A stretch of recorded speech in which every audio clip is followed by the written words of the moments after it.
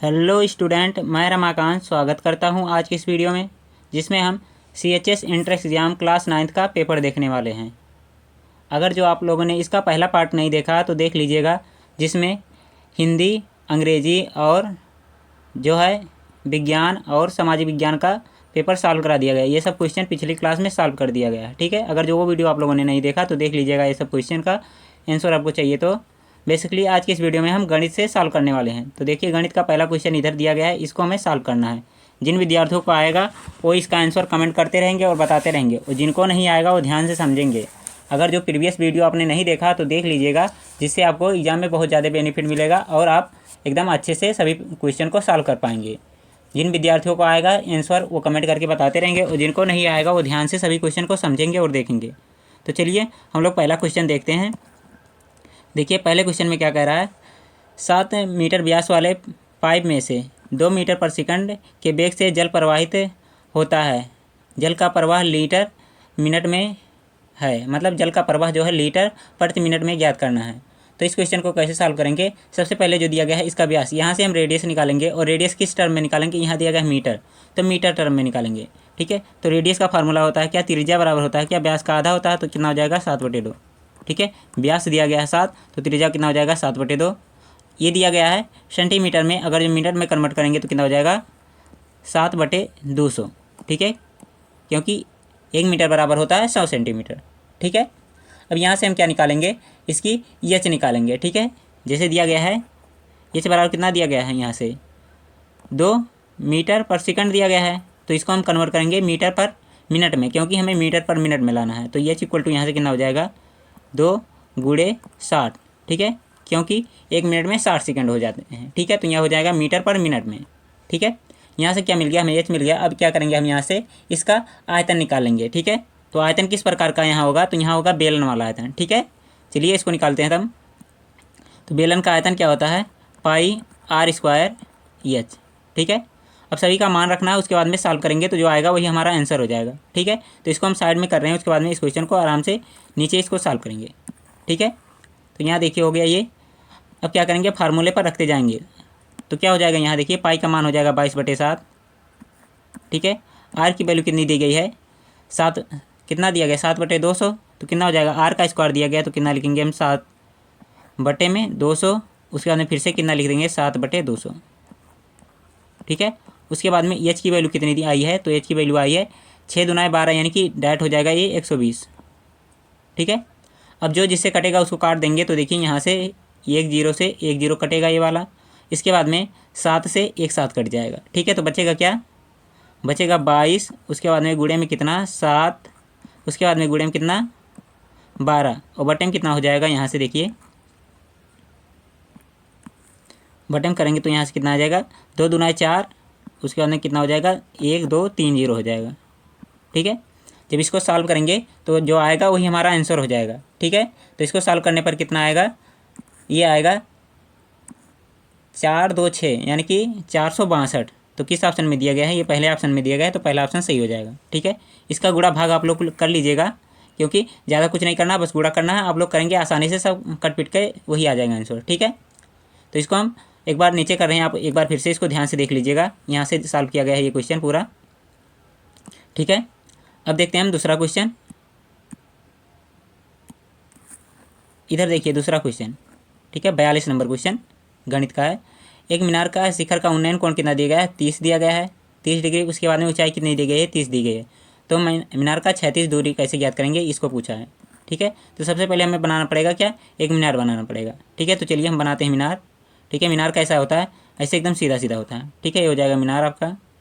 ठीक है, अब इसके बाद में इसका उन्नयन कोण किस तरह से बन रहा है, ये उन्नयन जो कोण बन रहा है कितना है 30 बन रहा है, 36 है, तो 36 हम पहले बना लेंगे, उसके बाद में इसका कोण बनाएंगे। तो 36 किस तरह से हो जाएगा, मानते हैं ये 36 है। ठीक है, अब यहाँ से उन्नयन कोण कितना बन रहा है 30 अंश का। ठीक है, तो यहाँ से देखिए हम बना रहे हैं इसका उन्नयन कोण, यहाँ से ऐसे जाएंगे तो ये उन्नयन कोण 30 बने। उन्नयन कोण कहने का मतलब क्या है, यहाँ से देखने पर जो दिखेगा वही उन्नयन कोण बनता है, तो ये है 30।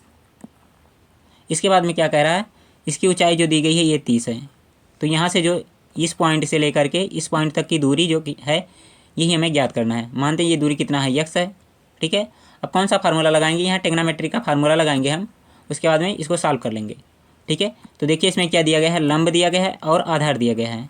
ठीक है, कौन कौन सा दिया गया है, एक तो दिया गया है आधार और एक दिया गया है लंब। ठीक है, तो कौन से फार्मूले में लंब आधार होता है, तो इसको ज्ञात करने के लिए हम वही ट्रिक लगाएंगे लाल बटे कक्का वाला, यल ए यल, उसके बाद में के ए। ठीक है, तो देखेंगे तो लंब और आधार किसमें मिल रहा है, लंब आधार इसमें मिल रहा है, तो ये कौन सा होता है, tan वाला होता है। तो tan का फार्मूला लगाएंगे, tan 30 इक्वल टू लंब बटे आधार। तो लंब कितना है 30, उसके बाद में आधार कितना है हमें ज्ञात करना है, तो यहाँ कर देंगे x। ठीक है, tan 30 का मान कितना होता है, तो ये होता है 1/√3। ठीक है, कितना होता है 1/√3 होता है ना। अगर जो आप लोग को नहीं याद है मान तो एक बार याद कर लीजिएगा। तो यहाँ से हो जाएगा कितना 1/√3, 1/√3 इक्वल टू 30/x। ठीक है, तो तिरछा जब गुणा करेंगे तो क्या हो जाएगा, इसका गुणा इसमें हो जाएगा, इसका गुणा इसमें हो जाएगा।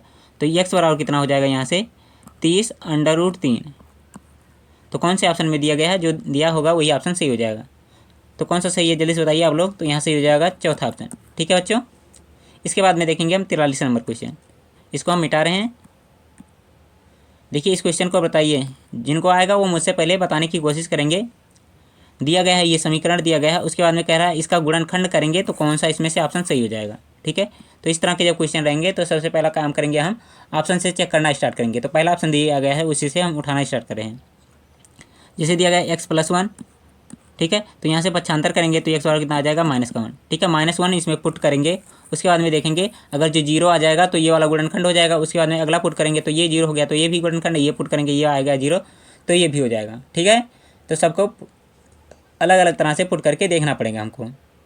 तो चलिए देखते हैं इसको। तो सबसे पहला काम क्या है, x बराबर -1 पुट करेंगे तो देखेंगे क्या ये हो रहा। देखिए यहाँ दिया गया x3, ये है x3। उसके बाद में दिया गया 2x² -11x, उसके बाद में दिया गया माइनस में 12। ठीक है, तो सबका मान रख रहे हैं हम। तो -1 का क्यूब कितना होता है, -1 होता है। उसके बाद में -1 का स्क्वायर क्या हो जाएगा, यहाँ -1 दिया गया है ना, तो इसका स्क्वायर कितना हो जाएगा, माइनस माइनस का प्लस यानी कि 1 हो जाएगा। 2 का गुणा करेंगे तो कितना आएगा, +2 आएगा। उसके बाद में फिर से माइनस यहाँ रखना है। देखिए -11 का गुणा करना है -1 में, तो कितना हो जाएगा +11, यानी कि यहाँ हो जाएगा +11। उसके बाद में लास्ट में कितना हो जाएगा -12। ठीक है, यानी कि यहाँ से जब सॉल्व करेंगे तो क्या हो जाएगा, ये -13 और -13 और +13, यानी कि दोनों जुड़ करके 0 हो जाएंगे। यानी कि जो पहला ऑप्शन में ये दिया गया है x+1, इसका तो गुणनखंड हो गया। ठीक है, जब ये x+ गुणनखंड हो गया तो कौन सा किसमें किसमें दिख रहा है, इसमें दिख रहा है और इसमें दिख रहा है। तो ये दोनों ऑप्शन सही होंगे। बाकी सब ऑप्शन, ये वाला ऑप्शन और ये वाला ऑप्शन, चौथा और दूसरा गलत हो जाएगा। ठीक है, अब इन दोनों में और कौन सा सही हो सकता है इसके बारे में चलिए जानते हैं। तो सबसे पहला काम क्या करेंगे, अब हम अगला देखेंगे ये x+3 जो दिया गया है। तो यहाँ से देखिए ये कर सकते हैं या फिर इसको अलग अलग सेपरेट कर सकते हैं। ठीक है, जैसे आ गया क्या, x+1 आ गया। अब मान रख के देखते हैं चलिए। तो x बराबर कितना हो जाएगा, x+3 दिया है तो यहाँ से पक्षांतर करेंगे तो x बराबर -3 आ जाएगा। ठीक है, -3 रख करके इस समीकरण में देखेंगे 0 आ जाएगा तो ये भी गुणनखंड हो जाएगा। अगर जो 0 नहीं आएगा तो गुणनखंड नहीं है। इसके बाद में कौन सा अगला देखेंगे फिर। तो चलिए रखते हैं इस समीकरण में। -3 का क्यूब करेंगे तो कितना हो जाएगा, 3 त्रिका 9 त्रिका 27। ठीक है, तो कितना हो जाएगा -27। उसके बाद में देखिए लिखा गया कितना 2x², यानी कि 3 त्रिका 9 प्लस का 9 और दुनाई कितना हो जाएगा 18, यानी कि प्लस का 18 होगा यहाँ। उसके बाद में दिया गया है -11 और गुणा करना है किससे, -3, तो 11 3 33 प्लस का कितना हो जाएगा 33। ठीक है, उसके बाद में कितना हो जाएगा, ये 12 दिया गया तो इसको लास्ट में कितना लिख देंगे, -12। ठीक है, इसको सॉल्व करिए, देखिए 0 आता है तो देखिए जोड़ेंगे तो क्या हो जाएगा, यहाँ से इसको जोड़ना माइनस एक साथ जुड़ेंगे तो 7 2 हो जाएगा। उसके बाद में कितना हो जाएगा 2 1 3। ठीक है, 39 हो गया। उसके बाद में देखेंगे यहाँ इसको जोड़ेंगे तो क्या है, ये 0 कितना आएगा, ये तो बहुत ज़्यादा आएगा। ये माइनस में आया है, ये प्लस में आएगा, लेकिन से ये 39 से ज़्यादा आ जाएगा। तो क्या होगा, ये इसका गुणनखंड नहीं होगा, तो ये ऑप्शन भी गलत हो जाएगा। तो कौन सा ऑप्शन बच रहा है, केवल हमारा तीसरा ऑप्शन बच रहा है। तो तीसरा ऑप्शन हमारा सही हो जाएगा। ठीक है बच्चों, अगर जो समझ में आ रहा हो तो वीडियो को लाइक कर दीजिए। कौन सा क्वेश्चन इसमें कौन सा ऑप्शन सही था, तो यहाँ तीसरा ऑप्शन सही था। जैसे हम मेथड बताएं इस मेथड से लगाओगे तो जल्दी सॉल्व हो जाएगा। देखिए हम समझा रहे हैं इसलिए टाइम लग रहा है। इस क्वेश्चन को देखिए और बताइए कौन सा आंसर होगा। तो इसको हम क्या करेंगे, ट्रिक पर सॉल्व करेंगे। अगर जो बीच में प्लस है तो कौन सा ट्रिक लगता है, n² -2 का। ठीक है, अगर जो बीच में दिया गया प्लस, अगर जो माइनस दिया होता है तो क्या लगाते हैं, n² + 2 का। ठीक है, लेकिन से माइनस और प्लस दिया गया है तो कौन सा फार्मूला लगाएंगे, ये वाला लगाएंगे। तो देखिए n के स्थान पे क्या दिया गया है, 3 दिया गया है। तो 3 का हम करेंगे स्क्वायर, माइनस में 2 अपने से कर देंगे, तो 3 त्रिका 9, माइनस में 2 कितना हो जाएगा ये कितना होगा, ये हो जाएगा 7। ठीक है, 11 कर रहे हैं हम, तो यहाँ कितना होगा 7। कौन सा ऑप्शन सही है बच्चों, तो यहाँ सही है चौथा ऑप्शन। यहाँ देखिए अब अगला क्वेश्चन हम देखते हैं। देखिए इस क्वेश्चन को 45 नंबर क्वेश्चन, बहुत ईजी क्वेश्चन आते हैं आपके एग्जाम में। जैसे इस क्वेश्चन की बात की जाए तो दिया गया है इसका मान क्या होगा, सॉल्व करेंगे तो देखिए यहाँ हर बराबर हैं। ठीक है, हर दोनों बराबर है आपस में, तो क्या होगा, अंश आपस में जुड़ घट जाएंगे। कैसे, चलिए देखते हैं। तो यहाँ कितना हो जाएगा x-2, उसके बाद में ऊपर क्या हो जाएगा x प्लस में 1, उसके बाद में क्या होगा, प्लस का साइन है x-1। ठीक है, यहाँ ध्यान से देखिएगा तो ये प्लस में 1 है और ये माइनस में है, तो दोनों कट जाएंगे। और यहाँ से कितना हो जाएगा x 2 बार दिया गया है, तो कितना हो जाएगा 2x, और बटे में कितना हो जाएगा x-2। ठीक है, तो कौन सा ऑप्शन में दिया गया, दूसरा, तो दूसरा सही हो जाएगा। अब देखते हैं हम अगला क्वेश्चन। देखिए इसमें क्या कह रहा है, एक घोड़ा जो है 28 मीटर लंबी रस्सी को खंभे से बांधा गया है, उसके बाद में घोड़ा जितना क्षेत्रफल चरेगा, जितना घास चरेगा, उसका क्षेत्रफल हमें ज्ञात करना है। कैसे ज्ञात करेंगे इसको, चलिए जानते हैं। मानते हैं क्या है, एक खंभा है, इसको ये क्वेश्चन लगभग मैंने पिछली क्लास में बताया था। ठीक है, जब हम इसका बेसिक क्लास लिए थे तब बताए थे कि क्षेत्रफल और उत्तरफल वाला, क्षेत्रफल और परिमाप वाला। ठीक है, ये है क्या, मानते हैं ये खंभा है, इसके बाद में क्या है, एक घोड़ा बांधा गया है यहाँ से। ठीक है, यहाँ से बांधा गया है कितनी दूरी पर, ये बांधा गया है 28 मीटर। ठीक है, तो यहाँ से मानते हैं ये 28 मीटर दूरी यहाँ हुई। ठीक है, यहाँ पर बांध दिया गया घोड़ा। अब क्या हो रहा है, ये घास चल रहा है, तो घास कितना चलेगा ये चलिए जानते हैं। अगर जो घोड़ा यहीं से बांधा गया तो कितना, इतने दूर में घास चलेगा। कैसे, चलिए जानते हैं। अगर जो घोड़ा यहाँ से है तो इधर जाएगा, इधर ऐसे ऐसे रस्सी बंधा तो इतना दूर ऐसे जा सकता है कि नहीं जा सकता है, इधर जा सकता है, इधर जा सकता है, इधर जा सकता है, इतना क्षेत्रफल चलेगा। ठीक है, तो ये मिलाकर क्या बनेगा, एक वृत्त बनेगा। तो हमें बेसिकली क्या ज्ञात करना है, वृत्त का क्षेत्रफल ज्ञात करना है। तो इसका त्रिज्या दिया गया है 28, तो क्षेत्रफल ज्ञात करना, तो ज्ञात कर सकते हैं कि नहीं आप लोग। कैसे ज्ञात करेंगे चलिए जानते हैं। इसको मैं कर रहा हूँ साइड। तो फार्मूला क्या होता है, अगर जो वृत्त का क्षेत्रफल होता है तो पाई आर स्क्वायर। ठीक है, पाई का मान कितना होगा 22/7, आर का मान कितना दिया गया है 28, फिर से 28 का गुणा करेंगे क्योंकि आर स्क्वायर है। काटेंगे तो देखिए 7 × 7, 7 × 28, 4 बार में कट गया, तो कितना हो जाएगा ये 4 दूना 8, उसके बाद में फिर से 4 दूना 8, और गुणा कितना करना 28 से। ठीक है, जब 28 का गुणा 88 में करेंगे तो जो आएगा हमारा वही आंसर हो जाएगा। ठीक है, तो गुणा आप लोग कर लीजिएगा, उसके बाद में जो आएगा वही आंसर हो जाएगा। वैसे इसका आंसर हो जाएगा, कौन सा ऑप्शन सही होगा चलिए देख लेते हैं हम एक बार गुणा करके।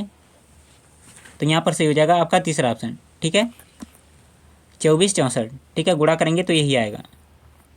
इसके बाद देखते हैं अगला क्वेश्चन। आप लोग गुणा कर लीजिएगा कॉपी में या फिर कहीं और साइड वाइड में कर लीजिएगा, अच्छे से आ जाएगा। अगला क्वेश्चन देखते हैं हम। इसमें क्या कह रहा है, ध्यान से देखिएगा सब बच्चे। कह रहा है यदि घन का संपूर्ण पृष्ठ कितना दिया गया है 384 सेंटीमीटर स्क्वायर, तो उसका आयतन क्या होगा। तो सबसे पहला हमें क्या जानना होगा, घन का संपूर्ण पृष्ठ क्या होता है। तो घन के संपूर्ण पृष्ठ का फार्मूला क्या होता है, 6a²। ये फार्मूला होता है ना। यदि आप लोग नहीं जानते, फार्मूला नहीं याद किए तो याद कर लीजिएगा एक बार, नहीं तो एग्जाम में क्वेश्चन नहीं सॉल्व होगा आपसे। तो यहाँ कितना हो जाएगा 6a²। ये किसके बराबर हो जाएगा 3, 8, 4 के। ठीक है, यहाँ से a² की बात की जाए तो कितना हो जाएगा ये 3, 8, 4 बटे में 6। काटेंगे तो कितनी बार में कटेगा 6 चौक 36, उसके बाद में 36 2 बचा, 6 चौका 24, यानी कि 64 बराबर हो गया a² के। और हमें ज्ञात क्या करना है, हमें आयतन ज्ञात करना है। ठीक है, आयतन का फार्मूला क्या होता है, a³ होता है। घन का आयतन a³ होता है, लेकिन से हमें a² का मान है, तो सबसे पहले हम a का मान ज्ञात करेंगे। तो a बराबर कितना हो जाएगा, दोनों पक्षों का वर्गमूल लेंगे, तो यहाँ से आ जाएगा कितना, ये 8 × 64। ठीक है, 8 ही आएगा ना। इसके बाद में देखते हैं हम क्या ज्ञात करना है, इसका आयतन ज्ञात करना। तो आयतन का फार्मूला लगाएंगे, तो क्या फार्मूला होता है, घन का आयतन बराबर होता है a³, यानी कि कितना 8 का हमें क्यूब करना पड़ेगा। जब 8 का क्यूब करेंगे तो कितना आएगा 512। ठीक है, तो कौन सा ऑप्शन सही है, यहाँ पर तीसरा ऑप्शन सही है। अब देखते हैं हम अगला क्वेश्चन। देखिए इसमें क्या कह रहा है, ये दो धनात्मक संख्याओं का योग 25 है और उनका गुणनफल कितना है 144। तो संख्या का अंतर जो होगा क्या होगा। ठीक है, तो कैसे सॉल्व करेंगे, एक्स वाई मान करके सॉल्व कर ले रहे हैं, आसानी से सॉल्व हो जाएगा। ठीक है, तो क्या मानते हैं, हम मानते हैं संख्याओं का पहले क्या है, एक है एक्स, एक है वाई। ठीक है, दोनों का योग कितना दिया गया है 25 दिया गया है। उसके बाद में दोनों का गुणनफल कितना दिया गया है, ये दिया गया है 144। अब ये यहाँ फार्मूला आपका यूज होगा। अगर जो फार्मूला ए प्लस बी का होल स्क्वायर आप जानते हैं, ए माइनस बी का होल स्क्वायर, तो ये क्वेश्चन आसानी से सॉल्व हो जाएगा, अदरवाइज बहुत लंबा जाएगा। ठीक है, फार्मूला क्या होता है, ए माइनस बी का होल स्क्वायर बराबर होता है ए प्लस बी का होल स्क्वायर, यानी कि क्या हो जाएगा यहाँ एक्स प्लस वाई का होल स्क्वायर माइनस में क्या होता है,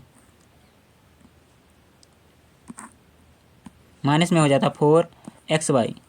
ठीक है, जब इसको सॉल्व करेंगे तो ये वही पुराना फार्मूला बन जाएगा। हमें इसका मान याद करना है तो इसको ऐसे छोड़ देंगे, सीधा सीधा ये चलेगा। उसके बाद में इधर सबका मान रखेंगे। दिया गया है एक्स प्लस वाई का मान दिया गया है 25, तो 25 का स्क्वायर करेंगे यहाँ पर। इसके बाद में माइनस में 4 गुणे कितना है 144। ठीक है, सॉल्व करेंगे तो 25 संयम 625। इसके बाद में माइनस, देखिए 4 का गुणा करना है 144 में, तो कितना हो जाएगा 4 चौका 16 का 6 1, और 4 चौका 16 1, 17 का 7 1, उसके बाद में 4 1 4 1 5, यानी कि 576। घटाइए, देखिए कितना आएगा, ये 5 में से 6 घटाएंगे तो कितना हो जाएगा, यहाँ बचेगा कितना बचेगा, 5 में से जब 6 घटाएंगे तो कितना बचेगा 9 बचेगा। उसके बाद में देखिए यहाँ कितना बचा 11, 11 में से जब 7 घटाएंगे तो कितना बचेगा 4। उसके बाद में 5 में से 5 घटाएंगे 0। ठीक है, यानी कि एक्स माइनस वाई का होल स्क्वायर बराबर जो आया है, कितना आया है 49 के। तो दोनों पक्षों का वर्गमूल ले लेंगे, तो एक्स माइनस वाई बराबर कितना आ जाएगा 7। ठीक है, यानी कि दोनों का अंतर पूछा था, तो दोनों का अंतर कितना आया है 7 आया है। कौन सा ऑप्शन सही होगा देखिए और बताइए आप लोग जल्दी से। तो यहाँ पर सही हो जाएगा तीसरा ऑप्शन। ठीक है, 7। अब बढ़ते हैं हम अगले क्वेश्चन की तरफ। 49 नंबर क्वेश्चन, देखिए बहुत ही मज़ेदार क्वेश्चन है। कह रहा है इस तरह की कोई संख्या दी गई है, बहुत ही लंबा चौड़ा दिया गया है। इसमें कह रहा है क्या जोड़ें कि इसका योगफल 1 हो जाए। तो क्या जोड़ दें हम अपने मन से कुछ भी जोड़ सकते हैं। क्या जोड़ दे रहे हैं, मान लेते हैं हम ए जोड़ दे रहे हैं, बी जोड़ दे रहे हैं। उसके बाद में इसका योगफल कितना है 1 के बराबर में है, तो 1 के बराबर में कर देंगे हम। कैसे, चलिए देखते हैं। इसको लिखा गया है एक्स स्क्वायर, उसके बाद में प्लस में एक्स माइनस में 1 अपान में कितना दिया गया है एक्स स्क्वायर माइनस 1। ठीक है, कह रहा है इसमें क्या जोड़ें, तो हम जोड़ दे रहे हैं क्या, ए को जोड़ दे रहे हैं। उसके बाद में बराबर में किसके हो जा रहा है, ये 1 के बराबर हो रहा है। ठीक है, पूछा गया क्या जोड़ें। ठीक है, तो हम कहें ये जोड़ दीजिए। ठीक है, इसको ध्यान से समझिएगा, क्वेश्चन बहुत ही अच्छा है। तो हमें ज्ञात क्या करना है, मिला जुला के इसी का मान ज्ञात करना है। क्या जोड़ें कि 1 के बराबर हो जाएगा। तो हम सबसे पहला काम करेंगे, इसको पक्षांतर कर देंगे। ठीक है, पक्षांतर कैसे करेंगे चलिए जानते हैं यहाँ पर। तो यहाँ से देखिए जो इतना पार्ट दिख रहा है इसको उधर भेज दो। ठीक है, या फिर जो 1 दिख रहा है इसको इधर ले आओ और 1 को उधर भेज दो, दोनों एक ही बात पड़ेगा। तो चलिए हम क्या करते हैं, यहाँ लिखते हैं एक्स स्क्वायर प्लस में एक्स माइनस में 1। ठीक है, बटे में कितना हो जाएगा एक्स स्क्वायर, उसके बाद में माइनस में 1, और कितना होगा यहाँ माइनस का 1 हो जाएगा। बराबर में कितने को होगा माइनस किस के होगा, ए इधर प्लस में तो हो जाएगा, कितने में हो जाएगा माइनस का ए हो जाएगा। ठीक है, सॉल्व करेंगे तो देखिए क्या हो जाएगा एलसीएम लेकर के। तो यहाँ होगा नीचे एक्स स्क्वायर माइनस का 1, उसके बाद में देखिए होगा एक्स स्क्वायर प्लस में एक्स, उसके बाद में क्या होगा माइनस का 1। देखिए जो ये संख्या दी गई है इसका गुणा इसमें होगा और माइनस के साथ में होगा। ठीक है, ध्यान से देखिएगा। तो क्या करेंगे हम, इसका गुणा इसमें करेंगे तो कितना होगा माइनस का हो जाएगा ये एक्स स्क्वायर, उसके बाद में माइनस माइनस का गुणा हो जाएगा प्लस में 1। ठीक है, और बराबर में किसके हो जाएगा, ये हो जाएगा माइनस ए के। ठीक है, माइनस ये चल रहा है, बाद में हमें साइन भी चेंज करना पड़ेगा।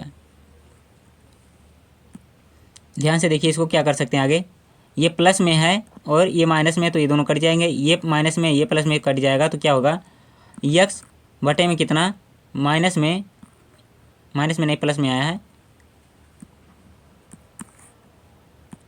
एक्स स्क्वायर माइनस 1 बराबर किसके माइनस के ए के। ठीक है, अगर जो ए का मान पूछा जाए तो माइनस को इधर भेज देंगे, तो ए बराबर कितना हो जाएगा माइनस का एक्स अपान एक्स स्क्वायर माइनस में 1। तो कौन सा सही है, तीसरा ऑप्शन यहाँ पर सही हो जाएगा। ठीक है, क्वेश्चन इजी था, बस समझाने में ज़्यादा टाइम लग रहा है, नहीं तो आप 10-10 सेकंड का सब क्वेश्चन है, आसानी से सॉल्व कर सकते हैं। आपको तरीका यदि मालूम है तो, अगर जो तरीका ही नहीं मालूम रहेगा तो क्वेश्चन तो लंबा जाएगा ही। आगे के क्वेश्चन देखते हैं अब हम। देखिए 50 नंबर क्वेश्चन। ठीक है, 50 नंबर क्वेश्चन में क्या कह रहा है, दिया गया है क्या, कुमार ने एक वस्तु को 21 रुपये में बेचा, उसके बाद में उसे उतने का हानि प्रतिशत हो रहा है। ठीक है, जितने का उसका क्रय मूल्य है, तो क्रय मूल्य क्या होगा यही पूछा है। ठीक है, कैसे सॉल्व करेंगे इस क्वेश्चन को, तो एक्स मानकर सॉल्व करेंगे तो थोड़ा सा आसान हो जाएगा। चलिए सॉल्व करते हैं इस क्वेश्चन को। दिया गया है क्या, एक वस्तु को 21 में बेच रहा है तो उसको जितना का क्रय मूल्य है उतने का हानि हो रहा है। तो हम क्या मान रहे हैं क्रय मूल्य x है। ठीक है, उसके बाद में बेचा कितने में है, 21 में बेचा है, तो हानि बराबर कितना हो जाएगा, ये हो जाएगा हानि के बराबर है। ठीक है, हानि बराबर क्या होता है, क्रय मूल्य माइनस विक्रय मूल्य। ठीक है, तो इतना हो गया। अगर जो हानि प्रतिशत की बात की जाए तो क्या होता है, हानि प्रतिशत बराबर हानि गुणे में 100 ओवर टाइम कितना हो जाएगा, क्रय मूल्य। क्रय मूल्य कितना है, यक्स है। और ये किसके बराबर में हो जाएगा, ये बराबर में हो जाएगा किसके, हानि के। किसके बराबर है, ये क्रय मूल्य के बराबर है। क्रय मूल्य हम क्या माने, यक्स माने हैं, तो क्या है, ये हो जाएगा यक्स। इसी को सॉल्व करेंगे, जो यक्स का मान आएगा वही हमारा आंसर हो जाएगा।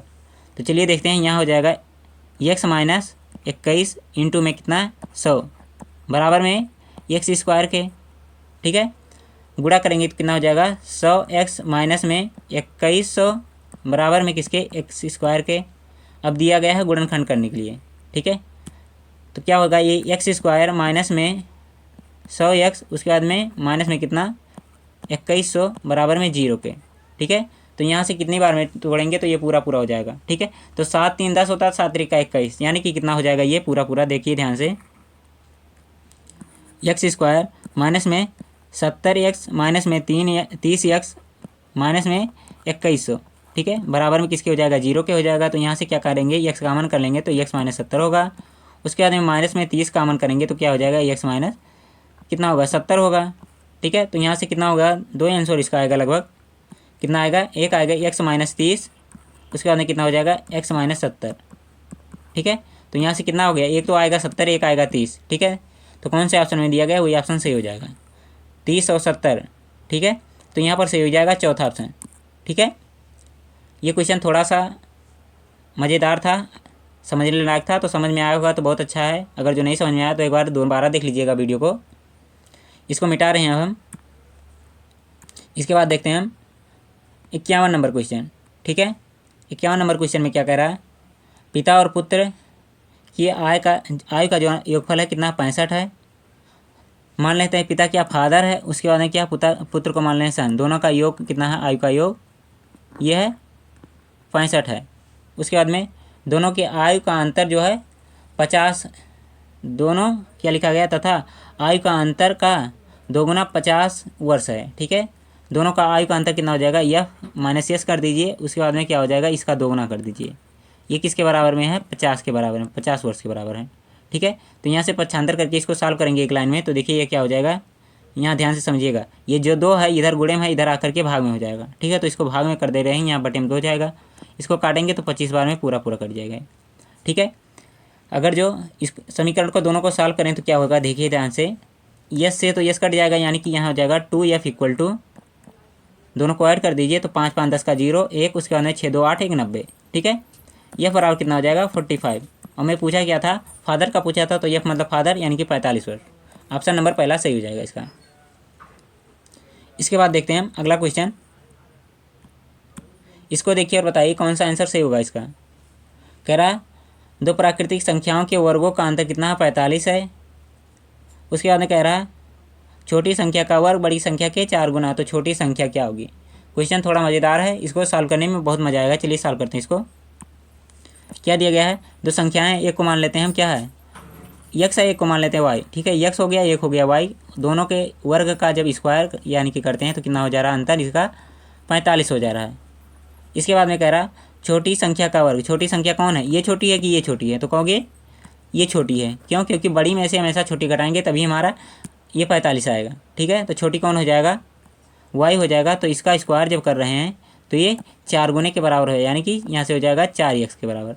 ठीक है, जो वाई स्क्वायर है इसका मान हम क्या करेंगे, इस समीकरण में रख देंगे। ठीक है, तो यहाँ से हो जाएगा x square minus 4x equal to 45 के पक्षांतर करिए तो हो जाएगा एक्स स्क्वायर माइनस में 4x, उसके बाद में माइनस में 45 बराबर में 0 के। अब क्या करना है, इसको हमें सॉल्व करना है। इस समीकरण को कैसे सॉल्व करेंगे, देखिए 5 9 45 होता है, तो कितना हो जाएगा यहाँ पर एक्स स्क्वायर माइनस में 9x माइनस में 5x माइनस में कितना 45 बराबर में 0 के। ठीक है, यहाँ से कितना होगा, x कामन करेंगे तो x माइनस 9 होगा। उसके बाद में यहाँ से माइनस 5 कामन करेंगे तो कितना हो जाएगा, यहाँ प्लस 5 आएगा। ठीक है, क्योंकि घटाएंगे तभी 4 आएगा, तो यहाँ से क्या होगा, प्लस का 5 जब कामन होगा तो x माइनस 9 होगा। ठीक है, x माइनस 9 दोनों कामन है तो कितना हो जाएगा, यहाँ से हो जाएगा x प्लस 5। ठीक है, यहाँ से x का मान 1 आएगा, कितना x बराबर आएगा 1, तो 9 आएगा, 1 आएगा माइनस का 5। ठीक है, माइनस जो 5 है इसको क्या करेंगे, अननोन कर देंगे क्योंकि ऋणात्मक में आयु नहीं आती है। ठीक है, 9 हमारा जो होगा x का मान आ जाएगा। लेकिन से हमें पूछा क्या है, छोटी संख्या पूछी गई। छोटी संख्या तो हम किसको माने हैं, y को माने हैं, और हमें ज्ञात करना मिला है x का मान। तो y का मान कैसे ज्ञात करेंगे, यहाँ से ध्यान से देखिएगा इस समीकरण से। x का मान अगर जो यहाँ लिखे हैं तो कितना हो जाएगा, 4 गुणा 9 यानी कि 9 चौका 36। ठीक है, y स्क्वायर बराबर 36 आया है, तो y का मान कितना हो जाएगा, 6। कौन सा ऑप्शन सही है, तो दूसरा ऑप्शन सही हो जाएगा। ठीक है, इसके बाद देखते हैं हम अगला क्वेश्चन।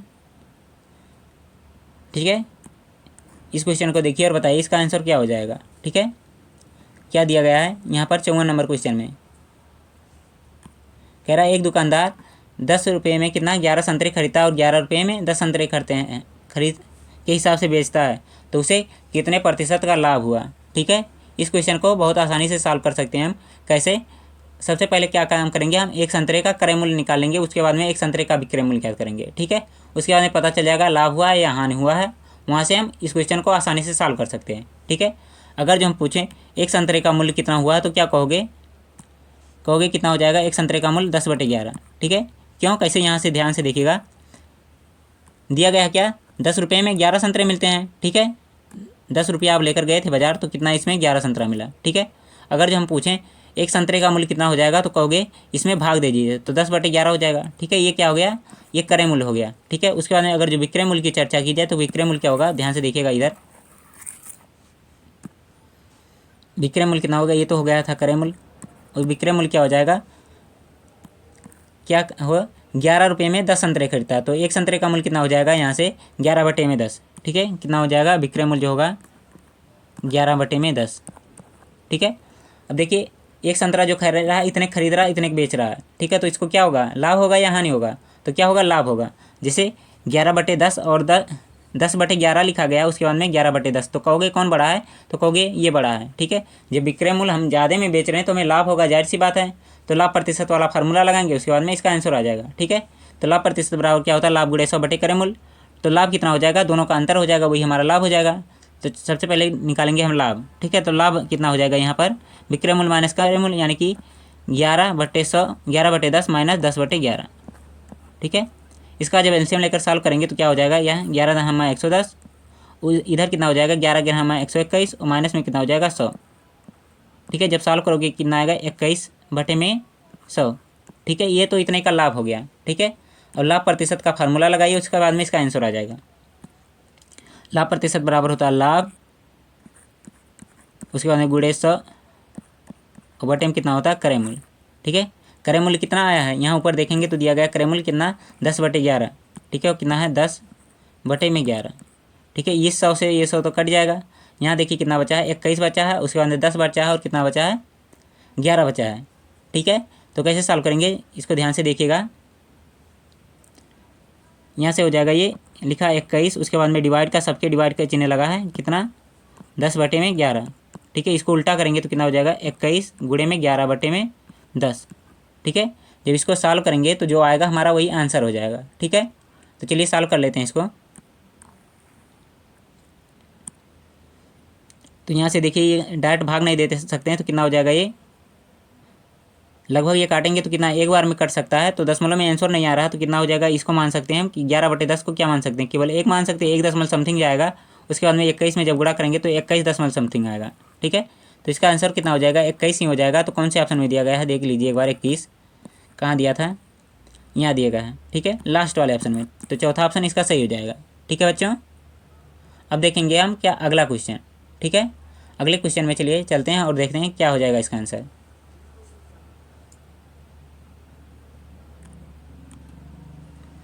देखिए कह रहा है ये जो दिया गया है बहुपद, इसका x-2 पूर्ण विभाजित है, तो क्या होगा, p का मान क्या होगा। कैसे ज्ञात करेंगे, जो दिया गया है x-2 इसको पक्षांतर करके p का मान करेंगे। x-2 बराबर दिया गया है, तो x बराबर कितना हो जाएगा, 2 हो जाएगा। ठीक है, अब 2 इसी समीकरण में रखेंगे, उसके बाद में उसको 0 के बराबर करेंगे, तो जो आएगा वही हमारा मान हो जाएगा p का। कैसे, चलिए देखते हैं इसको। कितना दिया गया है, पहले 2 का क्यूब करना है, तो 2 का क्यूब 2 दूना 4 दूना 8 हो जाएगा। माइनस में कितना हो जाएगा, 4 गुणे में 2 दूना 4। ठीक है, माइनस में कितना हो जाएगा 2p, उसके बाद में कितना होगा प्लस का 8, बराबर में किसके हो जाएगा 0 के। ठीक है, ये 8 प्लस प्लस में है तो कितना आ जाएगा, 8 8 16 हो जाएगा। उसके बाद में माइनस में 4 चौका 16 माइनस 2p बराबर में 0 के। ठीक है, 16 से 16 कट गया यानी कि माइनस 2p बराबर 0 के, तो p बराबर कितना आ जाएगा 0। ठीक है, तो कौन से ऑप्शन में सही हो जाएगा इसका, तो यहाँ पर सही हो जाएगा पहला ऑप्शन। ठीक है, अब इसके बाद में कह रहा है, अगला क्वेश्चन देखते हैं। कह रहा है ये समीकरण दिया गया है, इसका मूल समान हो तो के का मान ज्ञात कीजिए। ठीक है, कैसे सॉल्व करेंगे, तो इसके लिए मूल जब बराबर है तो इसका कंडीशन क्या होता है, -b² - 4ac = 0। ठीक है, तो चलिए लगाते हैं इस क्वेश्चन को, ध्यान से देखिएगा आप लोग। यहाँ जो दिया गया स्टार्टिंग में ये है, इधर b है, इधर दिया गया c, तो -b² - 4ac। ठीक है, 4ac, एक मिनट। ठीक है, बराबर में किसके, 0 के। b के स्थान पे दिया गया है k, माइनस के का स्क्वायर कर देंगे। उसके बाद माइनस में 4, a की वैल्यू कितनी दी गई है 9, और c की वैल्यू कितनी दी गई है 81। ठीक है, बराबर में किसके हो जाएगा, 0 के। तो k का स्क्वायर करेंगे k हो जाएगा। ठीक है, माइनस का स्क्वायर होता है प्लस हो जाएगा। उसके बाद में बराबर में ये उधर जाएगा तो कितना हो जाएगा, 9 चौका 36। उसके बाद में गुणे में कितना हो जाएगा 81। ठीक है, ये k स्क्वायर का वैल्यू आया है, तो k बराबर कितना हो जाएगा, यहाँ से 36 का वर्गमूल निकालेंगे तो 6 आएगा। उसके बाद में 81 का वर्गमूल निकालेंगे तो 9 आएगा, तो 9 छक्का कितना हो जाएगा 54। ठीक है, ये प्लस माइनस में आएगा, क्यों, क्योंकि यहाँ ये जो दिया गया था ये स्क्वायर पे था। ठीक है, तो कौन सा सही हो जाएगा, चौथा ऑप्शन सही होगा। इसके बाद में देखिए 57 नंबर क्वेश्चन देखेंगे हम लोग। 57 नंबर क्वेश्चन क्या कह रहा है, किसी संख्या का 2/3 का 5वां भाग 6 है तो वह संख्या ज्ञात कीजिए। बहुत आसान सा क्वेश्चन था। कैसे सॉल्व करेंगे, कोई संख्या मान लेते हैं x है, उसका कितना 2/3 का 5वां भाग मतलब 1/5 बराबर किसके है, 6 के है। तो संख्या ज्ञात करना है, तो x बराबर कितना हो, सबको पसंद करिए, उधर भेज दीजिए। तो x बराबर कितना हो जाएगा, 6 × 3 × 5 और बटे में कितना हो जाएगा 2। ठीक है, ये सब गुणे इधर भाग में थे तो उधर गुणे हो गए, और ये गुणे में था तो नीचे आकर भाग में जाए, 2 से काटेंगे तो 3 बार में कट जाएगा। ठीक है, तो x बराबर कितना हो जाएगा, 3 × 3 × 5, 3 × 9 = 45। ठीक है, तो 45 इसका सही आंसर हो जाएगा। ठीक है बच्चों, अब इसके बाद 58 नंबर क्वेश्चन अब हम देखते हैं। कह रहा एक वर्ग का विकर्ण 8 सेंटीमीटर है, इसका क्षेत्रफल इनमें से कौन सा होगा, कौन सा सही ऑप्शन रहेगा। दिया क्या गया है, वर्ग जो है उसका विकर्ण दिया गया है 8 सेंटीमीटर, उसके बाद में उसका क्षेत्रफल ज्ञात करना है। कैसे ज्ञात करेंगे, ध्यान से देखिएगा आप लोग। फार्मूला क्या होता है वर्ग के विकर्ण का, अगर जो वर्ग का विकर्ण का फार्मूला हम पूछें तो होता है भुजा, उसके बाद में √2 = क्या होता है, वर्ग का विकर्ण, तो दिया गया है 8। अगर जो भुजा की यहाँ से चर्चा की जाए तो भुजा बराबर कितना हो जाएगा, यहाँ से 8 बटे में √2। ठीक है, ज्ञात क्या करना है, वर्ग का क्षेत्रफल। तो क्षेत्रफल का फार्मूला यहाँ लगाएंगे, क्षेत्रफल बराबर क्या होता है, भुजा स्क्वायर। ठीक है, भुजा का स्क्वायर कर दीजिए, भुजा दिया गया है 8 बटे √2, तो 8 बटे √2 का जब स्क्वायर करेंगे तो कितना हो जाएगा, ये 8 हटाएँ 64 और बटे में कितना हो जाएगा 2। ठीक है, 64 बटे में 2, जिसको काटेंगे तो ये आ जाएगा 32 यानी कि 32। कौन सा ऑप्शन दिया है, तो ये चौथा ऑप्शन सही हो जाएगा, 32 सेंटीमीटर स्क्वायर। अब देखते हैं हम अगला क्वेश्चन। देखिए इसमें क्या कह रहा है, जो दिया है, कह रहा है एक त्रिभुज की भुजाएं दी गई है 11 सेंटीमीटर, 15 सेंटीमीटर, 16 सेंटीमीटर। तो इसके शीर्ष लंब जो दिया गया है उसकी ऊंचाई क्या होगी। जिससे हम इसका फिगर है जो बनाए तो किस तरह से बनेगा, ध्यान से देखिएगा आप लोग। ऐसे दिया गया है एक त्रिभुज है, अब त्रिभुज है तो इसमें 3 विमाएँ होंगी, लंबाई भी होगा, चौड़ाई लंबाई मतलब 3 तरह की होंगी। ये दिया गया है 11 है इधर, इधर ये 15, उसके बाद में नीचे दिया गया है 16। ठीक है, इस तरह दिया गया है। अब इसके बाद में कह रहा है इसके कौन सी, इसके सबसे लंबी भुजा की ऊंचाई ज्ञात कीजिए। ठीक है, तो ऊंचाई यहाँ से ज्ञात करेंगे हम। ठीक है, सबसे लंबी भुजा की ऊंचाई यहीं से हो जाएगा। तो कैसे ज्ञात करेंगे, सबसे पहले हम क्या करेंगे, विषमबाहु त्रिभुज का क्षेत्रफल का फार्मूला लगाएंगे, वहाँ से एक आएगा। उसके बाद में समकोण त्रिभुज के क्षेत्रफल का फार्मूला निकाल कर दोनों को बराबर करके ये हमें जो एच दिख रहा है इसी के निकालेंगे। कैसे, चलिए देखते हैं। अगर जो हीरोइन का सूत्र देखें तो क्या होता है, हीरो का सूत्र जिसे कहते हैं हीरो। ठीक है, क्या होता है,